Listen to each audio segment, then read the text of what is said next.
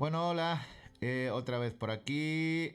Primer vídeo lo pone aquí del tercer trimestre y último trimestre. Acordaros de lo que pone aquí.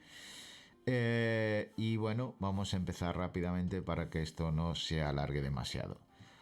Nuevo fondo, veis, aquí hasta he hecho un logo, ¿vale? Y a este lado, no sé a cuál de los dos, ahora no me estoy viendo, tenemos la teoría, ¿vale? Vamos a empezar, vamos a repasar rápidamente, dejadme coger el puntero, este tema 5. Lo primero que vimos fue, o repasamos un poco lo que era la argumentación. Recordad que la argumentación es un tipo de texto, ¿vale? En el que tiene por finalidad la de convencer a la gente de una tesis, ¿vale? Está aquí y para ello utiliza una serie de razonamientos que son argumentos, razones. Los tipos de argumentos, ¿vale? Los tipos de argumentaciones, perdón, pueden ser objetivas o subjetivas. Es un poco un repaso de lo que vimos también en el tema anterior. Científicas, aquellas que aportan datos empíricos, o las lógicas, aquellas que siguen un razonamiento lógico, pues estas son pruebas objetivas o son argumentaciones objetivas. Los argumentos que pueden presentar, acordaros de estudiarlos, son los hechos, los razonamientos lógicos, como el de causa-efecto, que es el que vamos a ver en primer lugar. Supongo que se estará escuchando por ahí algunos gritos. Y también los argumentos de autoridad. Un argumento de autoridad es aquel en que citamos las palabras que dicen o que han expresado ciertas personas que de reconocido prestigio sobre un tema concreto y que por lo tanto refuerzan nuestra tesis. Los ejemplos también son argumentos objetivos a favor de la tesis. Recordad, dentro de la argumentación debemos distinguir por un lado el tema, que es de aquello sobre el que va la argumentación, la tesis, que es la postura que mantenemos sobre la argumentación, y los argumentos o tipos o el cuerpo de la argumentación que recoge los argumentos, ¿vale? Después tendremos también lo que son las argumentaciones de carácter subjetivo, que se basan en nuestra propia experiencia, no en datos que son demostrables como estos que son empíricos, ¿vale? Y que pueden ser probables o posibles. Los tipos de argumentos subjetivos, tenemos el refrán, la experiencia personal y acordaros de estudiar de manera concreta las falacias, que son falsas o aparentes argumentaciones, argumentos que tienen o que parecen tener cierta lógica. Y os citan en concreto el razonamiento ad hominem, que es una falacia que consiste en desacreditar a una persona, ¿vale? Personalmente, en un aspecto personal, para de este modo concluir erróneamente, de manera equivocada, lógicamente, que sus argumentos o su argumentación o razones son equivocadas por una cuestión personal. La estructura también de la argumentación, acordaros de repasarla, deductiva, inductiva o encuadrada, según se ordenen los elementos de la argumentación. La deductiva presenta al principio la tesis, después el cuerpo de la argumentación, mientras la inductiva es al revés. Primero aparece el cuerpo de la argumentación, es decir, los argumentos, y después la tesis. La encuadrada presenta una estructura más compleja, ya que la tesis está al principio, el cuerpo de la argumentación en el medio y después se vuelve a la tesis. Relacionado con lo de la argumentación, concretamente con esto que hemos visto aquí dentro de las argumentaciones objetivas, los razonamientos lógicos como argumentos, está el estudio de los conectores lógicos. Los conectores lógicos los empleamos para realizar razonamientos, como por ejemplo el más utilizado, el de causa-consecuencia. En este tipo de razonamientos vamos a emplear unos elementos que se llaman los conectores lógicos, que nos sirven para conectar dos enunciados u oraciones, estableciendo una relación lógica entre lo que dice cada uno de estos enunciados. Además, estos conectores lógicos nos ayudarán a mantener la cohesión textual del texto. Vale, se considera que el orden de los elementos de un razonamiento lógico se puede cambiar, se pueden alterar Pero si los alteramos, como vemos en este ejemplo de aquí, tendremos que cambiar el conector. Por ejemplo, en María aprobó porque estudió mucho, la consecuencia va al principio, María aprobó, utilizamos un conector, que en este caso porque, para enlazarlo con la causa de esta consecuencia, estudió mucho. Daros cuenta que si cambiamos el orden de los elementos, es decir, si la causa la colocamos al principio, el conector, en este caso por lo tanto, debe cambiar, aunque la consecuencia siga siendo la misma. Aquí tenéis he apuntado los mismos conectores lógicos, tanto los de causa como de consecuencia, que vienen en el libro y que tendréis que estudiar para poder reconocerlos en el texto. Daros cuenta que, por ejemplo, aquí viene porque como conector de causa, porque conecta la consecuencia, se llama conector de causa, porque lo que conecta es la causa con la consecuencia. Por otro lado, por lo tanto, que aquí viene como ¿dónde está? Por lo tanto, aquí viene como conector de consecuencia, lo que hace es conectar la consecuencia, que está al final, con la causa. ¿Vale? Ese es el orden. Y también os hablan de organizadores del texto. Los organizadores del texto son unos marcadores, unos conectores que nos sirven para ir introduciendo la información en el texto de una manera ordenada. En primer lugar, en segundo lugar, por un lado, por otro, finalmente, por último, ¿vale? Hay diferentes tipos. También hemos tenido que estudiar esto relacionado con la otra parte, es decir, con la argumentación subjetiva. Hemos tenido que estudiar cuáles son las marcas lingüísticas, es decir, las palabras o las selecciones en las palabras, en el tipo de palabras o en el tipo de estructuras lingüísticas, ¿vale? Que hemos tenido que estudiar para poder identificar la subjetividad en un texto, ¿vale? Y lo han agrupado según la función que desempeña las diferentes funciones del lenguaje. Las funciones del lenguaje, repito un poco lo que dije en clase, aunque ya se debería saber, es aquel uso que hacemos de la lengua o para qué usamos la lengua según en quién nos fijemos del esquema de comunicación. Si yo me fijo en el emisor, es decir, en el yo, va a predominar lo que es la función expresiva. Por eso vamos a encontrar aquí la primera persona, el uso de adjetivos y adverbios valorativos, bueno o malo, según pueden ser los adjetivos o adverbios valorativos, pueden ser positivos, ponderativos se llaman, o negativos, denotativos se llaman, ¿vale? Cuando se dice una cosa buena o mala. No todo adjetivo es valorativo. Yo puedo decir que el coche es rojo y estoy siendo descriptivo, pero si yo digo que el coche es bonito o feo, estoy dando una opinión valorativa, ¿vale? Estoy valorando y por lo tanto es subjetivo. También hoy vienen en libros figuras, expresiones apreciativas. Cuando estamos hablando de expresiones apreciativas, realmente los que también se pueden denominar como manifestaciones de la propia opinión. Creo, en mi opinión, desde mi punto de vista, ¿vale? Eso obviamente hace referencia a la función expresiva y también es una marca de subjetividad. En cuanto a la función apelativa, hablamos de función apelativa cuando nos centramos ya no en el emisor, sino en el receptor. Muchas veces en los textos argumentativos nos centramos en el receptor para captar, para ganar, para atraerlos hacia nuestra tesis y por lo tanto que convencerlos, que es el fin último de la argumentación. Así utilizaremos la segunda persona, el vocativo, es decir, es el apelativo o el nombre de una persona que se extrae de la estructura sintáctica para llamar su atención. Manolo, se pone una coma siempre, Manolo, coma, ven aquí. Y la utilización, el uso de imperativo obviamente, y el uso del plural asociativo. El plural asociativo es cuando incluimos a los receptores, al receptor o el receptor, en el sujeto de la oración. Nosotros pensamos, todos pensamos, nosotros pensamos que esto es mejor. Vale, se utiliza un plural ahí que parece que incluye también al receptor.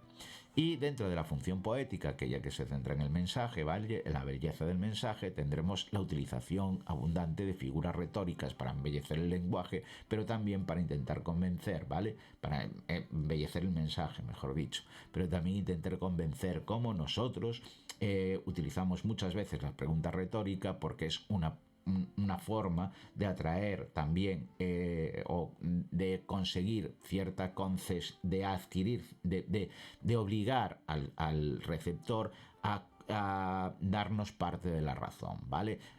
¿Quién quiere que se mueran todos los peces del mar? Nadie, obviamente, nadie quiere eso, ¿vale? Por ejemplo, si mi tesis a favor de conservar o salvar a las ballenas, se me ocurre así a bote pronto.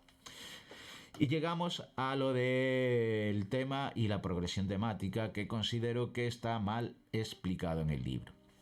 Vale, ya lo he explicado en clase. Hay dos ideas de lo que debemos entender por tema.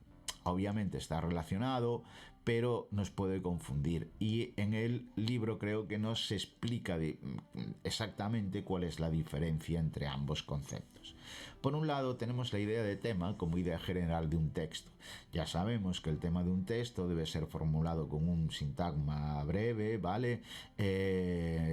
Con un sintagma nominal breve, con algún complemento del nombre que restrinja el significado y que debe funcionar de manera general como el título del texto, ¿vale? Que resuma la idea central de ese texto.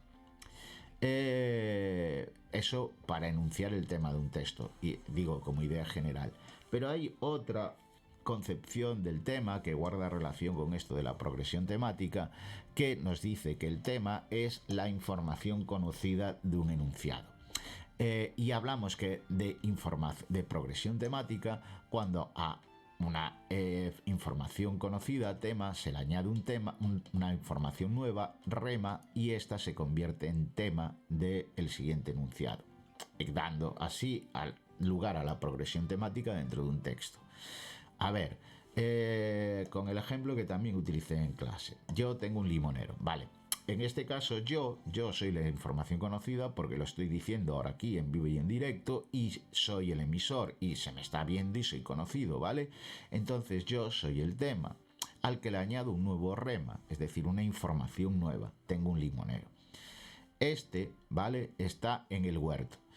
Este, que es una anáfora, ¿vale?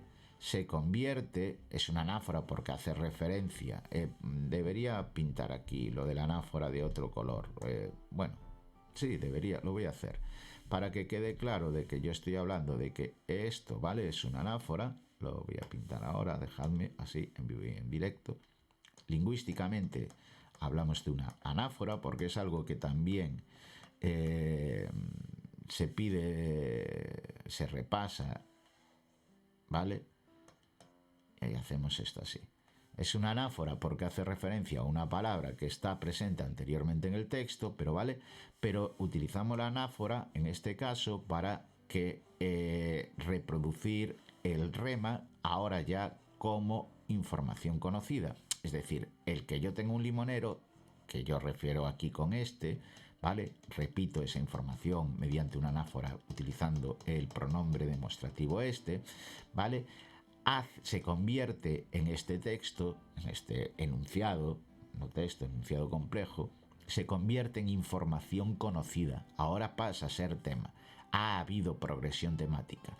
El rema se convierte en tema, al que se le añade un nuevo rema. Yo podría continuar con esta progresión temática de manera continuada y hasta el infinito, ¿vale? El huerto está detrás de mi casa, mi casa está en Cecebre, vale, el ejemplo que puse en clase. El caso es que esto es una progresión temática lineal, que es la más simple, pero no es la que siempre funciona. Dejadme introducir una página porque esto no lo tenía previamente escrito. Esta estructura lineal, ¿vale? Que podemos decir tema más rema, tema se convierte, rema se convierte en tema, que se le une otro rema, el rema se convierte en tema y se le añade otro rema, ¿vale? Esta estructura, que es una estructura lineal, es la más sencilla. Pero esto no siempre es así. Podemos tener... Jesús, gracias. Podemos tener otras estructuras más complejas, ¿vale? En la que tengamos un tema al cual se le van a ir añadiendo diferentes remas, ¿vale? 1, 2 o 3 o 4 o los que queramos. Cuanto más complejo es el tema, más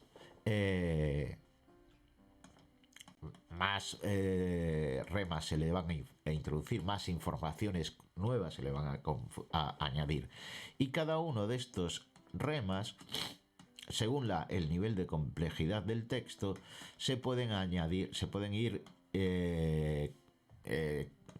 convirtiendo en temas a los cuales se le pueden ir añadiendo más remas y más remas y más remas. Bueno, esto es otro ejemplo, no es la única tampoco, es otro ejemplo o es otro tipo posible de estructura de la progresión temática, ¿vale? De manera general, pongamos, si tuviéramos este esquema, ¿no? Voy a añadir aquí otro tema, otro rema, ¿vale? Y aquí otro. Pongamos que tuviéramos este o así. En nuestro... como venimos hablando en clase, ¿vale? De manera general, decimos que en un texto hay que reconocer ideas principales, ¿vale? Y hay que reconocer ideas secundarias. Vale, en este tipo de texto, o esta estructura de un texto, esta sería su organización. Digo que aun siendo más complejo que la progresión temática lineal, que esta de aquí arriba, ¿vale? Que es la más sencilla de todas, aun siendo más compleja, es sencilla, es la que nos podemos encontrar en muchos textos, ¿no? Tenemos un tema que es el tema general del texto, lo que sea, de lo que vaya, de la potabilización del agua, yo qué sé, el agua. Y después nos va a hablar de diferentes aspectos del agua, pues su composición química, el ciclo del agua y su futuro, la dificultad de acceso al futuro, ¿vale? Así tendríamos diferentes remas que se añaden a la información conocida, que es el agua, que era lo que nos ponía en el título del texto, ¿vale? Después, cuando empieza a hablar de cada aspecto en concreto, pues de la composición química del agua, pues nos va a dar diferentes informaciones. En cuanto este rema se convierta en tema, nos va a dar diferentes informaciones.